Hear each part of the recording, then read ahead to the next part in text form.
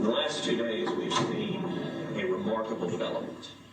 We have seen big tech, we've seen Twitter and Facebook actively interfering in this election in a way that has no precedent in the history of our country. Yesterday, the New York Post broke a story alleging serious corruption of Joe Biden and Hunter Biden concerning Ukraine. The allegations in the New York Post story, if true, indicate that Vice President Biden lied when he said he had never discussed his son's business dealings. That story, once the New York Post broke it, was blocked by Twitter and Facebook. Anyone who attempted to share it was prevented from sharing it on Twitter or Facebook. The New York Post itself, when it attempted to put out its story, was blocked on Twitter and Facebook. The New York Post has the 4th largest circulation of any newspaper in this country. Never before have we seen active censorship of a major press publication with serious allegations of corruption of one of the 2 candidates for president. That was last night. This morning, the story escalated and got even worse.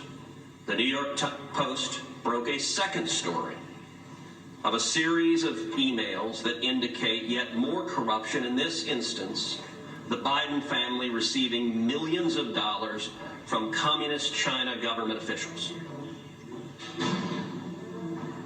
Just minutes ago, I tried to share that story on Twitter. And Twitter is actively blocking, right now, this instant, stories from the New York Post alleging corruption and the Biden family receiving millions of dollars from communist China. This is election interference, and we are 19 days out from an election. It has no precedent in the history of democracy. The Senate Judiciary Committee wants to know what the hell is going on.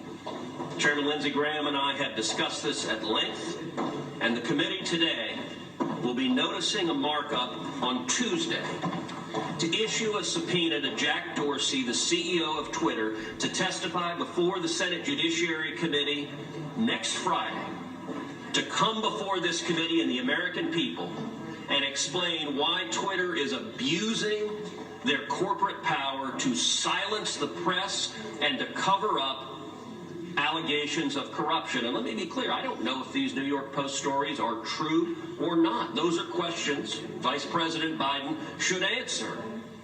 But Twitter and Facebook and big tech billionaires don't get to censor political speech and actively interfere in the election. That's what they're doing right now.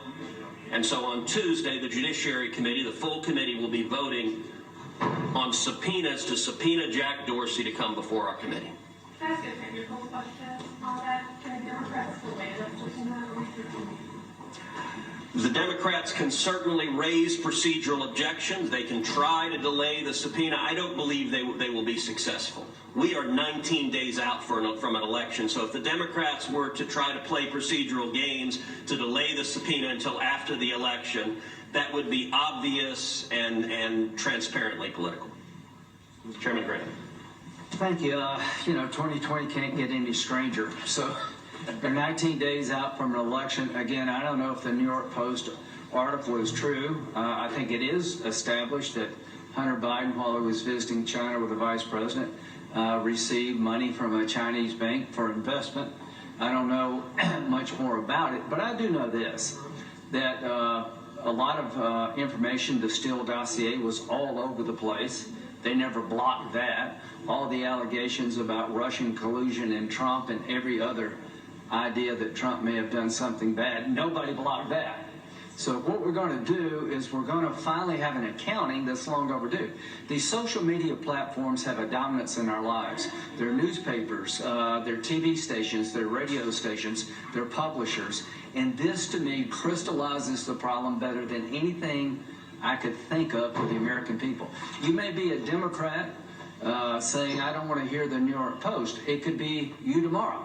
So the point is that the power behind these platforms have been taken to a level that truly is dangerous, I think. The stopping Americans who have these tools available to them from exercising their ability to share information with their friends. Nobody in Twitter and social media shut down anything about Trump and Russia. So we're going to proceed Tuesday.